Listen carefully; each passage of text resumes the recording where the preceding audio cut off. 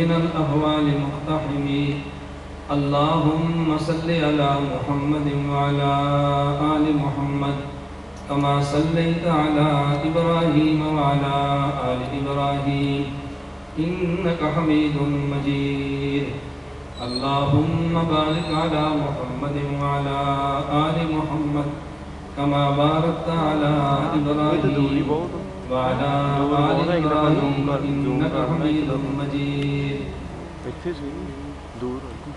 جا زندگی مدینہ سے جونکے ہوا کھلا جا زندگی مدینہ سے جونکے ہوا کھلا شاہد کے حضور خفا ہیں بنا کھلا کچھ ہم بھی اپنا چہرہ باطن سنوار لیں ابو بکر سے آئین عشق و وفا کھلا دنیا مسلمہ پہ بہت ہی تنگ ہو گئی فاروق اعظم کے دور کے وہ نقشے اٹھا کے لا جن سے گناہ نے ہمیں محروم کر دیا عثمان کے وہ زاویے شرم و حیا کے لا مغرب کی گلیوں میں مارا مارا نہ پھر اے گدائے علم دروازے علم سے خیرات جا کے لا نام محمد سے دلوں کو سرور ملتا ہے نگاہ فکر کو تازہ شعور ملتا ہے نصیب کیسا بھی ہو واسطہ احمد کا دیکھے نصیب کیسا بھی ہو وسیلہ محمد کا دیکھے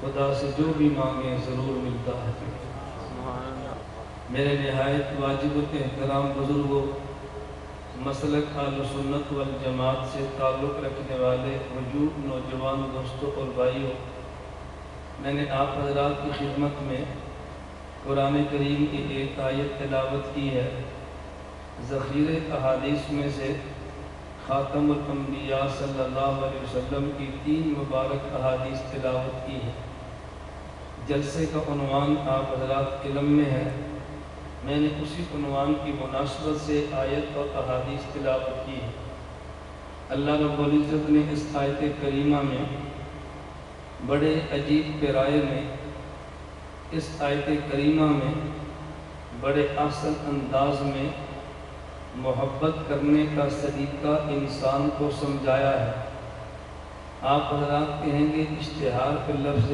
عشق تھا اور اس نے لفظ محبت کی بات کی ہے عربی زبان میں عشق کا معنی شدت محبت ہوتا ہے چونکہ عام محاورے میں عشق کا لفظ اچھے معنوں میں استعمال نہیں ہوتا اس لیے اللہ نے قرآن کریم میں یہ لفظ یوں استعمال نہیں فرمایا والذین آمنوا اشد حبا للہ فرمایا کہ ایمان والے وہ ہیں کہ جو اللہ سے محبت بہت زیادہ کرتے ہیں ایک لفظ شدید ہوتا ہے ایک لفظ اشد ہوتا ہے عربی زبان میں ایک لفظ شدید ہوتا ہے ایک لفظ اشد ہوتا ہے زیادہ کو شدید کہتے ہیں اور بہت زیادہ کو اشد کہتے ہیں قرآن کریم دولت کے ساتھ محبت کرنے کو جرم قرار نہیں دیتا بلکہ آپ حیران ہوں گے قرآن کو کھولیں تو قرآن دولت کو خیر کہتا ہے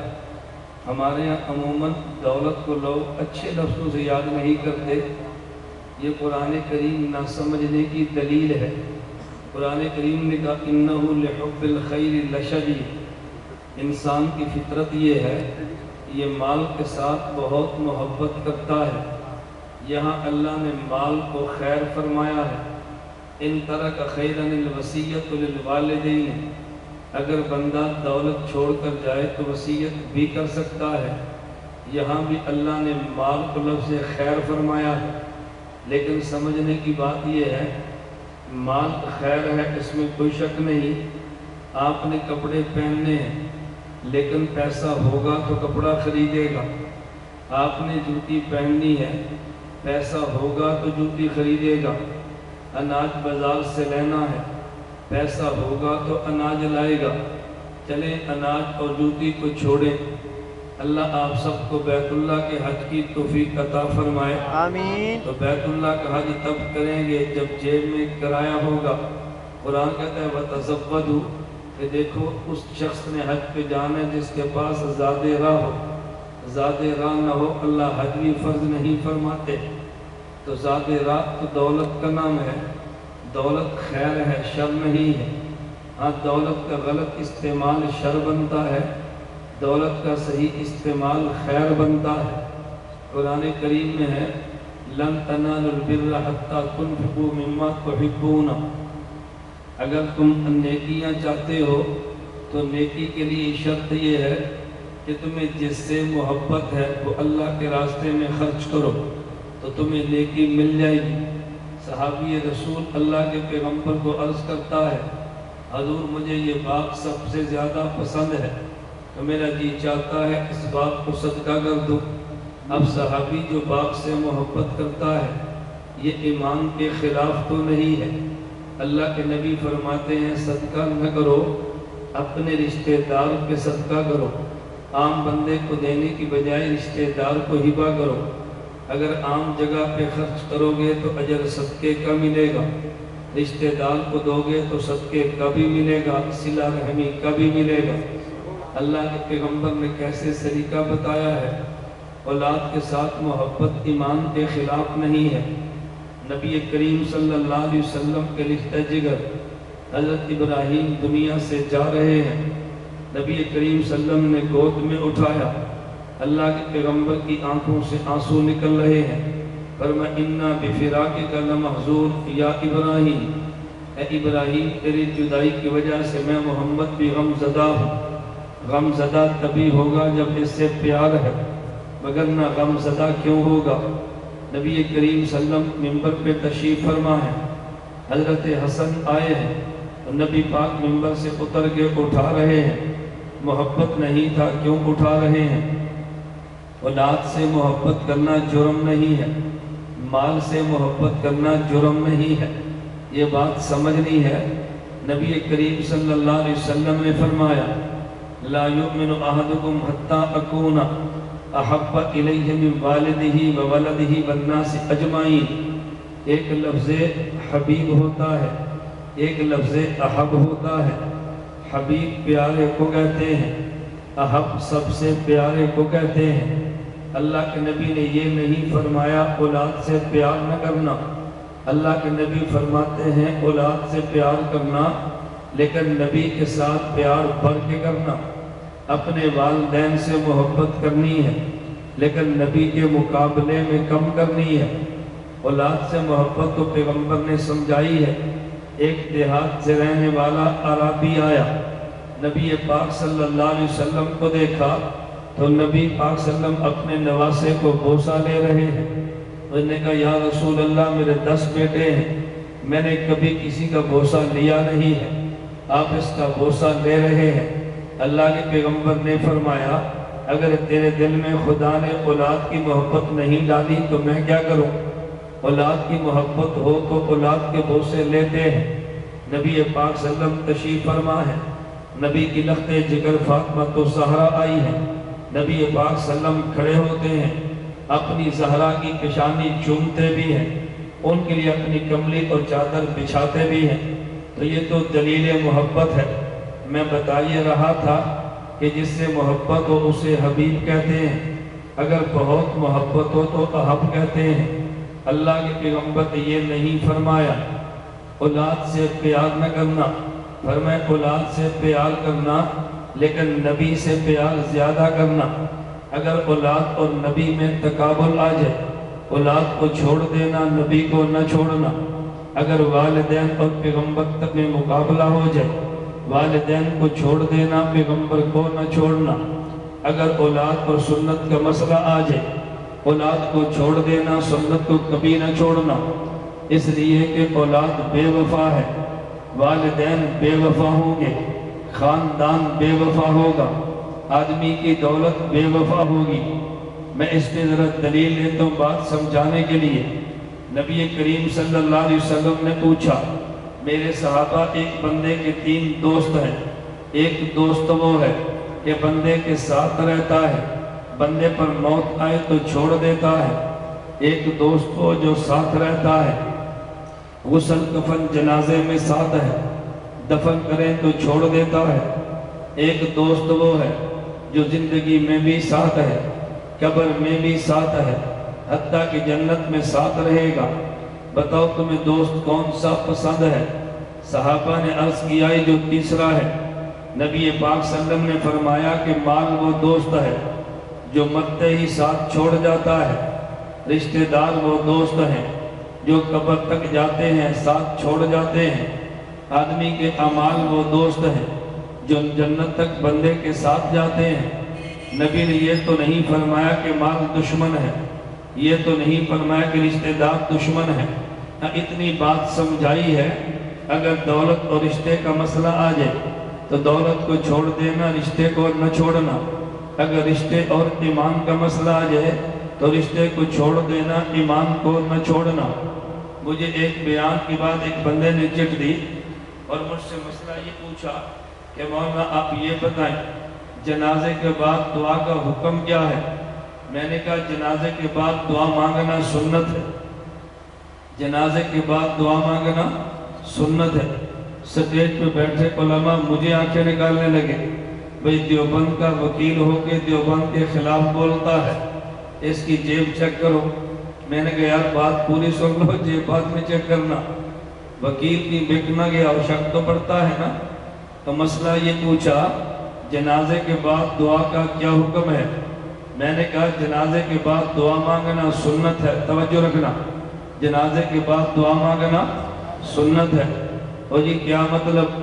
मैंने कहा हम भी कहते हैं देवबंद वाले जनाजे के बाद दुआ सुन्नत है, उधर से भी आवाज़ आती है जनाजे के बाद दुआ सुन्नत है। फ़र्क क्या है? हम कहते हैं पहले गुस्ल दो, फिर मैयत को कफन दो, फिर मैयत पे जनाजा पढ़ो, फिर मैयत को दफन करो और दफन के बाद मैयत के लिए दुआ मांगो। वो कहते हैं गुस्ल भी दो, कफन भी दो और कफन के बाद जनाजा पढ़ के दफन से पहले दुआ मांगो। हमने दफन के बाद मांगी है, उसने दफन से पहले मांगी है। ये जो दफन के बाद है ये भी तो जनाजे के बाद है। तो जो मैंने कहा जनाजे के बाद दुआ सुन्नत है, इसका माना ये नहीं था दफन से पहले, इसका माना था जनाजे और दफन के बाद है। तो वो भी जनाजे के बाद कहता है, मैं भी जनाजे के बाद कहता हूँ। फर्क ये है वो जनाजे के बाद दुआ मांगता है जब बरादरी और कौम चाहती है।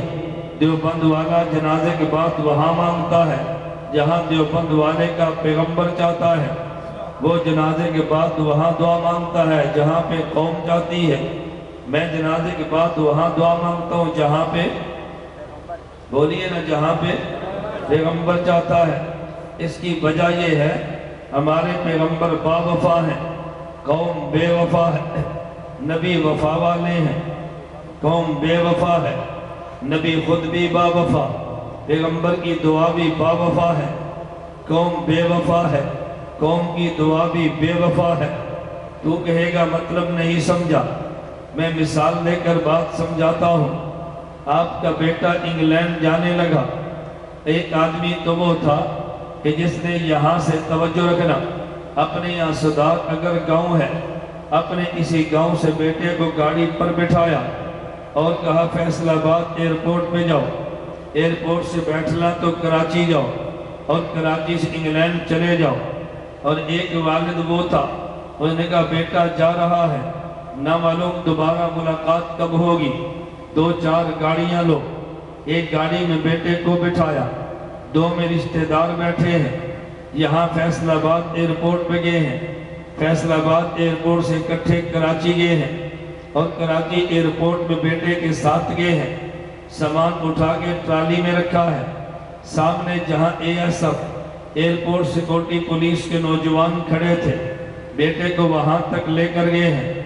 अब बेटे से कहते हैं बेटा दिल तो ये करता था मैं जहाज तक तुझे छोड़ के आता, लेकिन यहाँ से आगे मुझे जाने नहीं देते, लिहाजा मैं यहाँ दुआ मांग कर तुझे अल्लाह के हवाले करता हूँ। जिसने यहाँ से दौड़ा दिया है इसे बावफा नहीं कहते, जो एयरपोर्ट तक गया है उसे बावफा कहते हैं। एक ने जनाजा पढ़ा है और यहीं से छोड़ के दौड़ा है, इसे बेवफा कहते हैं। देवबंद वाला कब्र तक जाता है और वहाँ जाके कहता है यहाँ तक आ सकता था, अब्बा जी दिल तो करता है आगे भी जाऊँ, इससे आगे नहीं जा सकता। अब दुआ मांग के तुझे खुदा के हवाले करता हूँ। جو گھر سے گاڑی پر بٹھا دے اسے بے وفا کہتے ہیں، ایئرپورٹ تک جائے اسے با وفا کہتے ہیں، جو جنازہ پڑھ کے دوڑ جائے بے وفا کہتے ہیں، جو قبر تک جائے دفن کے بعد دعا مانگے اسے با وفا کہتے ہیں۔ اس کی وجہ کیا ہے؟ برادری بے وفا ہے، پیغمبر با وفا ہے۔ تو کہے گا دلیل کیا ہے؟ قرآن کریم اٹھا کے دیکھ لو، یوم یفر المرء من اخیہ و امہ و ابیہ، قرآن کہتے ہیں قیامت کا دن ہوگا، باپ بھی دوڑ جائے گا۔ یفرو کا معنی دوڑ جانا، میں نہیں کہتا چھوڑ جائے گا، جو لفظ قرآن کہتا ہے میں اسی کا ترجمہ کر رہا ہوں۔ باپ بھی دوڑ جائے گا، ماں بھی دوڑ جائے گی، بیوی اور بیٹے بھی چھوڑ دیں گے، کہیں گے بھی اب ہمارے بس میں نہیں ہے۔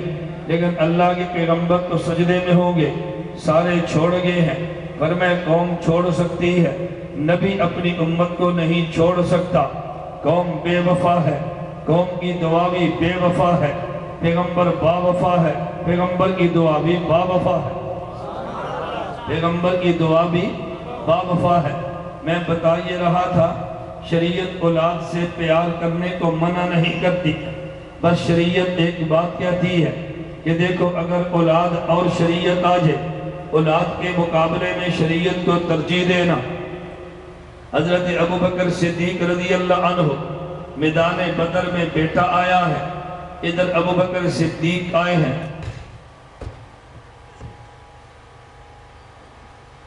میدان بدر میں صدیق آئے ہیں، سامنے بیٹا آیا ہے، غزوہ بدر ختم ہو گیا، مسلمانوں کو فتح مل گئی ہے۔ اس کے بعد کچھ عرصہ گزرا تو بیٹے نے کلمہ پڑھ کے صحابی بنا ہے، اور بیٹا باپ سے کہہ رہا ہے ابا جی بدر کی جنگ میں تلوار کی زد میں تھے، میں نے باپ سمجھ کے چھوڑا ہے۔ صدیق اکبر نے فرمایا کہ تو نے تو باپ سمجھ کے چھوڑا ہے، اگر تو آ جاتا میں تجھے بیٹا سمجھ کے نہ چھوڑتا، مجھے تو عزیز نہیں میرا پیغمبر عزیز ہے۔ میں یہ بات اس لیے کہہ رہا ہوں، غزوہ بدر کے موقع پہ قیدی آئے، ان کے ساتھ کیا کرنا چاہیے؟ صدیق اکبر نے کہا فدیہ لے کے چھوڑ دینا چاہیے۔ عمر بن خطاب نے کہا حضور عرصہ گزرا ان سے مار کھاتے ہوئے، آج ہمارے ہتھے چڑھے ہیں، مجھے میرا رشتہ دار دے دو، صدیق کو صدیق کا دے دو، عثمان و علی کو ان کا دے دو، گردنیں اڑا کے رکھ دو، پیغمبر تمہارے دشمن آج ملے ہیں، ہمیں نہیں چھوڑنا چاہیے۔ اللہ کے پیغمبر نے کہا صدیق تمہاری رائے کیا ہے؟ انہوں نے کہا حضور میں تو کہوں گا چھوڑ دو، شاید یہ کلمہ پڑھ کے مسلمان ہو جائے۔ نبی پاک نے صدیق کی رائے پہ فیصلہ کیا ہے، قرآن کریم نے آیت اتاری ہے ما کان النبی ان یکون لہ اسرا حتی یسخن فی الارض، فرمایا دیکھو میں نے گنجائش نکال لی ہے، لیکن فیصلہ عمر کا تھا۔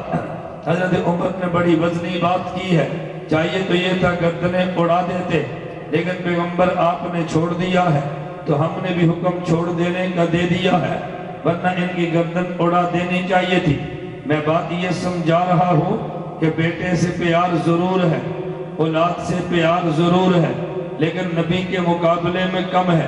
النبی اولا بالمؤمنین من انفسہم، نبی مومن کو جان سے بھی زیادہ عزیز ہے، جان جاتی ہے چلی جائے، پیغمبر کو نہیں چھوڑنا، اولاد جاتی ہے چلی جائے، پیغمبر کو نہیں چھوڑنا۔ اب میں یوں کہوں گا اولاد کو حبیب کہتے ہیں، نبی کو احب کہتے ہیں، مال کو حبیب کہتے ہیں، نبی کو احب کہتے ہیں، دوست احباب کو حبیب کہتے ہیں، نبی کو احب کہتے ہیں، دنیا کی محبت کو شدید کہتے ہیں، پیغمبر کی محبت کو اشد کہتے ہیں، جسے شدید کے اسے محبت کہتے ہیں، جسے تو اشد کہتا ہے اسے عشق کہتے ہیں، جسے اشد کہتا ہے اسے، میں پہلے سمجھا تو لفظ سمجھ آئے عشق محبت کا مطلب کیا ہے؟ عشق کا معنی یہ تھا پیغمبر سے پیار سب سے زیادہ کرنا ہے، نبی سے محبت سب سے زیادہ کرنی ہے، بقیہ سے محبت کا انکار نہیں ہے، لیکن نبی جب آ جائیں تو پھر سب کو چھوڑ دینا ہے۔ اس کی وجہ آج تو نبی کے لیے سب کو چھوڑے گا، جب یہ سارے تجھے چھوڑیں گے پھر تو نبی تیرے ساتھ ہوگا، جب تجھے سارے چھوڑیں گے نبی تیرے ساتھ ہوگا۔ اور حدیث مبارک میں ہے اسی پر تو فیصلہ ہونا ہے۔ آدمی قبر میں جائے گا، فرشتہ کہے گا من ربک بتا تیرا رب کون ہے، من نبیک تیرا نبی کون ہے، ما دینک تیرا دین کیا ہے؟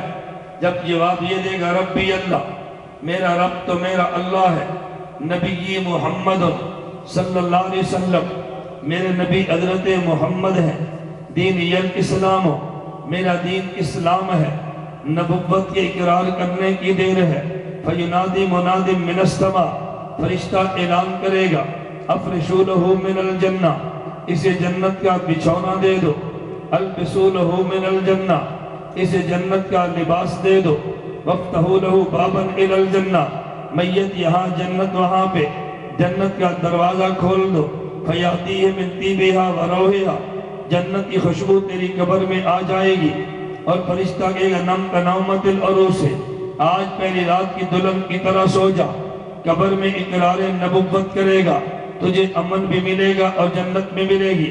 حدیث آگے تمہیں ایک نکتہ بھی عرض کر دو، بعض لوگوں نے کہا او جی نبی ہر جگہ پر ہیں، میں نے کہا دلیل کیا ہے؟ کہتے ہیں جہاں حدیث میں یہ آتا ہے من نبیک تیرا نبی کون ہے، ایک حدیث میں یہ بھی آتا ہے ما تقول فی ھذا الرجل اس شخص کے بارے میں تو کیا کہتا ہے؟ اگر نبی قبر میں نہیں آتے تو فرشتہ یہ کیوں کہتا ہے ما تقول فی ھذا الرجل اس بندے کے بارے میں تو کیوں کہتا ہے، کیا کہتا ہے؟ اس سے معلوم ہوا کہ نبی ہر کسی کی قبر میں آتے ہیں، تبھی تو فرشتہ یہ بات کہتا ہے ما تقول فی ھذا الرجل اس شخص کے بارے میں تیرا کیا خیال ہے؟ میں کہتا ہوں ایک بات تو یوں سمجھ آئی کہ تو نے خود کہا ہر کسی کی قبر میں آتے ہیں، ہر کسی کی قبر میں آنے کا مطلب یہ ہے ہر کسی کی قبر میں ہوتے نہیں ہیں، اگر ہوتے تو پھر آتے کیوں؟ اگر ہوتے تو پھر آتے کیوں؟ اگر آتے تو پہلے ہوتے کیوں؟ اس بات کی دلیل ہے کہ ہر جگہ پہ نہیں ہوتے۔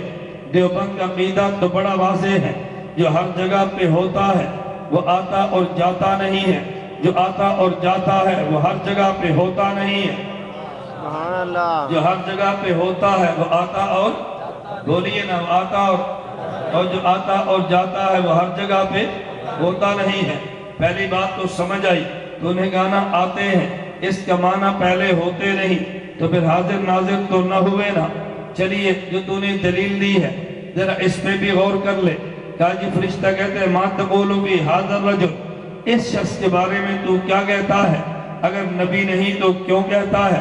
میں نے کہا بھی بات سمجھنا، عربی زبان میں دور کے لیے لفظ ذالکا آتا ہے، عربی زبان میں قریب کے لیے لفظ ھذا آتا ہے، عربی زبان میں دور کے لیے ذالکا وہ کہتے ہیں، عربی زبان میں قریب والے کو ھذا یہ کہتے ہیں۔ لیکن کبھی یوں نہیں ہوتا، ایک چیز دور ہوتی ہے، درمیان سے حجاب ہٹ جاتے ہیں، اسے وہ نہیں یہ کہتے ہیں۔ میں مثال سے بات کروں گا، آج تو دور بدل گیا، گھڑیوں نے نقشے بدل لیے، لیکن ہم نے خود دیہات میں بچپن میں دیکھا ہے، کہتے ہیں جب یہ ستارہ یہاں پہ آتا ہے تو پھر 3 بجتے ہیں، جب یہ ستارہ یہاں پہ آتا ہے تو پھر 5 بجتے ہیں۔ عجیب بات یہ ہے تیرے اور ستارے کے درمیان کروڑوں کلومیٹر کا فاصلہ ہے، پھر بھی تو یہ کہتا ہے، پھر یہ نہیں وہ کہنا چاہیے، لیکن وہ نہیں کہتے، کہتے جب یہ ستارہ یہاں پہ ہوتا ہے تو پھر 5 بجتے ہیں، جب یہ ستارہ یہاں پہ ہوتا ہے تو پھر 3 بجتے ہیں۔ اس سے بات سمجھ آئی ہے، اگر کوئی چیز دور بھی ہو، درمیان سے پردے ہٹ جائیں تو پھر وہ نہیں وہ یہ بنتا ہے۔ نبی میرے مدینہ میں ہے اور تیری میت فیصلہ آباد میں ہے، خدا حجاب ہٹا دیتا ہے، فرشتہ کہتے ہیں ما تقول فی ھذا اس پیغمبر کے بارے میں تو کیا کہتا ہے؟ اس پیغمبر کے بارے میں تو کیا کہتا ہے؟ اس کی دلیل یہ ہے کہ جب حدیث میں موجود تھا ما نبیوں کا تیرا نبی کون ہے، تو ما تقول فی ھذا کا معنی یہ کرتا، جو دونوں حدیثیں ایک جیسی ہوتی دونوں میں ٹکراؤ تو نہ آتا۔ ایک حدیث کا معنی یوں کرتا ہے جو دوسرے کے خلاف بنتا ہے، دیوبند والا یوں نہیں کرتا، وہ دونوں حدیثوں کے معنی یوں کرتا ہے، کبھی ان میں ٹکراؤ نہیں ہوتا۔ میں ایک مثال اور دیتا ہوں، مجھے ایک بندہ کہنے لگا کہ مولوی صاحب جنازے کے بعد دعا مانگا کرو، میں نے کہا دلیل کیا ہے؟ کہتا ہے مشکات شریف کتاب الجنائز میں ہے، نبی کریم صلی اللہ علیہ وسلم نے فرمایا اذا صلیتم علی المیت فاخلصوا لہ الدعاء کہ جب میت پہ جنازہ پڑھو تو دعا مانگا کرو۔ دیکھیں نبی پاک نے فرمایا جب میت پر جنازہ پڑھو تو دعا مانگو۔ اس سے معلوم ہوتا ہے کہ جنازے کے بعد دعا ہے۔ میں نے کہا مشکات کھول کے پھر فون کرنا، میں نے کہا جی مشکات کھول لی ہے۔ میں نے کہا اب ذرا حدیث پہ انگلی رکھو، حدیث کو اوپر دیکھ کے پڑھو۔ کہتے جی مشکات شریف میں ہے ان ابی ہریرہ رضی اللہ عنہ قال قال رسول اللہ صلی اللہ علیہ وسلم اذا صلیتم علی المیت فاخلصوا له الدعاء۔ ابو ہریرہ فرماتے ہیں نبی پاک صلی اللہ علیہ وسلم نے فرمایا کہ جب میت پہ جنازہ پڑھو تو دعا مانگو۔ میں نے کیسے اگلی حدیث بھی پڑھو تاکہ دونوں کو ایک جیسا ہونا چاہیے۔ کہتے جی اگلی حدیث میں راوی ابو ہریرہ ہیں ان ابی ہریرہ رضی اللہ عنہ ان النبی صلی اللہ علیہ وسلم اذا صلی علی المیت قال اللہم اغفر لحینا و میتنا۔ میں نے کہا ترجمہ کرو۔ کہتے حضرت ابو ہریرہ فرماتے ہیں نبی پاک جب میت پہ جنازہ پڑھتے، نبی پاک جب میت پہ بولیے جب میت پہ جنازہ پڑھتے تو دعا مانگتے اللہم اغفر لحینا۔ میں نے کہا پہلی حدیث کا ترجمہ کرو۔ نبی نے فرمایا جب میت پہ جنازہ پڑھو تو دعا مانگو، اور حضرت ابو ہریرہ فرماتے ہیں جب حضور میت پہ جنازہ پڑھتے تو دعا مانگتے اللہم اغفر لحینا و میتنا۔ میں نے کہا یہ دعا جنازے کے اندر مانگتے یا بعد میں مانگتے؟ کہتا ہے جی اندر مانگتے۔ تو میں نے کہا جو تو نے کہا تھا اللہ کے نبی فرماتے ہیں کہ جب میت پہ جنازہ پڑھو تو دعا مانگو، تو نے کہا جی تو کا معنی بعد بنتا ہے۔ تو میں نے کہا پھر اس کا ترجمہ بھی کرنا، اللہ کے نبی جب میت پہ جنازہ پڑھتے تو دعا مانگتے اللہم اغفر لحینا۔ اگر یہ دعا جنازے کے اندر ہے تو پھر معنی دیوبند والا کر، اگر جنازے کے بعد ہے تو معنی تیرے والا بنے گا۔ ہم نے ترجمہ وہ کیا ہے کہ دونوں حدیثوں میں ٹکراؤ نہیں ہے۔ نبی پاک نے فرمایا کہ جب میت پہ جنازہ پڑھو تو دعا گو، اس تو دعا کا معنی بعد میں نہیں تھا۔ اس کا مطلب کیا تھا ذرا مطلب سمجھنا، میں سمجھانے کے لیے کہتا ہوں۔ اللہ کے نبی نے فرمایا کہ جب میت پہ جنازہ پڑھو تو یہ نہیں فرمایا تو دعا مانگو، نہ ترجمہ یہ ہے فَأَخْلِصُوا لَهُ الدُّعَاء۔ جب میت پہ جنازہ پڑھو تو دعا اخلاص سے مانگنا۔ میرے نبی نے سمجھایا ہے دنیا میں شادی میں جاتا ہے تو کبھی دین سمجھ کر نہیں جاتا، کہتا ہے برادری کا مسئلہ ہے، کوئی تھانے میں گیا ہے تو دین سمجھ کر نہیں گیا، کہا جی برادری کا مسئلہ ہے، کوئی بندہ بیمار ہوا ہے تو دین سمجھ کر نہیں گیا، کہتا ہے جی برادری کا مسئلہ ہے مجھے جانا پڑے گا۔ میرے نبی نے مسئلہ سمجھایا ہے، زندگی میں برادری برادری کرتا رہتا ہے، ظالم اس کے جانے کا وقت ہے، یہ دنیا چھوڑ رہا ہے۔ اب اس لیے نہیں کہ برادری کا مسئلہ ہے، اب تو اخلاص کا خیال رکھنا، اس کی آخری جنازہ دعا ہے، اس کی مغفرت کا مسئلہ ہے، اب برادری کے لیے نہیں، اخلاص سے دعا مانگنا، ناک رکھنے کے لیے جنازہ نہ پڑھنا، اخلاص سے دعا مانگنا۔ فَأَخْلِصُوا لَهُ الدُّعَاء۔ نبی نے بات یہ سمجھائی ہے کہ جب میت پہ جنازہ پڑھے تو دعا اخلاص سے مانگنا۔ تو نے معنی یہ سمجھا یہ دعا بعد میں پڑھنا، اگر تیرے معنی کو مان لیا جائے تو مطلب پھر یہ ہوگا کہ جنازہ تو بغیر اخلاص کے پڑھ لینا اور بعد میں اخلاص والی دعا مانگ لینا، کیا یہ معنی کر سکتا ہے؟ میں سمجھانے کے لیے کہوں گا، بیٹا سکول جانے لگا ہے، سامنے سڑک ہے، سڑک کے پار سکول ہے، ماں اپنے بیٹے کو کہتی ہے کہ بیٹا سکول میں سڑک پہ رش بہت ہے، ٹریفک بڑی ہے، بیٹا جب سڑک سے گزرو تو دھیان سے گزرنا، جب سڑک سے گزرو تو بولنا، جب سڑک سے گزرو تو، اس کا معنی کیا ہوا کہ جب سڑک سے گزر جائے تو دھیان کرنا، اس کا معنی یہ ہوگا کہ جب سڑک سے گزر جائے تو دھیان کرنا۔ فرمایا بیٹا جب سڑک سے گزرے تو دھیان سے گزرنا، اس کا معنی گزرتے ہوئے دھیان کرنا، یہ نہیں تھا کہ گزر جانے کے بعد دھیان کرنا۔ میرے نبی نے سمجھایا کہ جب میت پہ جنازہ پڑھو تو اخلاص سے دعا مانگنا، یہ نہیں کہ جنازے کے بعد دعا مانگنا۔ فرمایا اخلاص والی دعا جنازے میں مانگنا، برادری کے لیے نہ مانگنا، قوم کے لیے نہ مانگنا، سیاست کی وجہ سے نہ مانگنا، ناک رکھنے کے لیے نہ جانا۔ پیغمبر نے جنازے میں اخلاص بتایا ہے، تو جنازے کے بعد کی دعا سمجھا ہے۔ میں نے کہا حدیث کا ترجمہ وہ کر کہ جو بعد میں ہے، بات سمجھ آئی؟ نبی پاک نے فرمایا جب میت پہ جنازہ پڑھو تو دعا اخلاص سے مانگنا، یہ کہتے ہیں اس کا معنی بعد میں مانگنا، میں نے کہا اس کا معنی اندر مانگنا۔ اب دونوں میں کس کا معنی ٹھیک ہوگا؟ اگلی حدیث کو دیکھ لو، حضرت ابو ہریرہ فرماتے ہیں نبی پاک جب میت پہ جنازہ پڑھتے تو دعا اللہ مغفر لحینا مانگتے. اگر اللہ مغفر لحینا و میتنا یہ دعا اندر کی ہے تو معنی میرا ٹھیک ہے، اگر دعا بات کی ہے تو معنی تیرا ٹھیک ہے. دعا بات کی ہے تو معنی کوئی مشکل بات تو نہیں ہے نا. اگر پھر بھی نہ مانے، اگر پھر بھی نہ مانے اسے کہو یا نبی پاک نے سمجھایا کھانے سے پہلے دعا مانگو، الفاظ بھی بتائے ہیں، کھانے کے بعد دعا مانگو، الفاظ بھی بتائے ہیں. حضور سونے سے پہلے دعا مانگو، الفاظ بھی بتائے ہیں. جب سو کر اٹھو دعا مانگو، الفاظ بھی بتائے ہیں. قبر میں دفن کے بعد جو دعا ہے الفاظ میرے ذمہ میں بتا دوں گا، اور جو دفن سے پہلے جنازے میں دعا ہے وہ الفاظ تو دکھا دے. نہیں سمجھا؟ وہ الفاظ کہتا جی الفاظ تو نہیں ہے. میں نے کہا پھر دعا مانگی کیا تھی؟ کہتا کوئی تو مانگی ہوگی نا. میں نے کہا ممکن کیسے تھا؟ نبی دعا مانگتے صحابی نقل نہ کرتا، کیسے ہو سکتا تھا؟ نہیں سمجھا؟ کیسے ہو سکتا تھا؟ ہم فرض نماز کے بعد دعا مانگتے ہیں، مقتدی آمین کہتا ہے، تو نفلوں کے بعد بھی اکٹھے مانگتا ہے. مجھ سے پوچھ فرض کے بعد نبی نے کیا دعا مانگی ہے؟ الفاظ میں دے دوں گا. نفل کے بعد تو منگاتا ہے، الفاظ تو پیش کر دے. نہیں سمجھا؟ اب بھئی فرض کے بعد ہم منگاتے ہیں یا نہیں؟ الفاظ بھی دیں گے. نفل کے بعد تو مانگتا، لفظ تو دے دے. کہا جی لفظ تو نہیں ہے.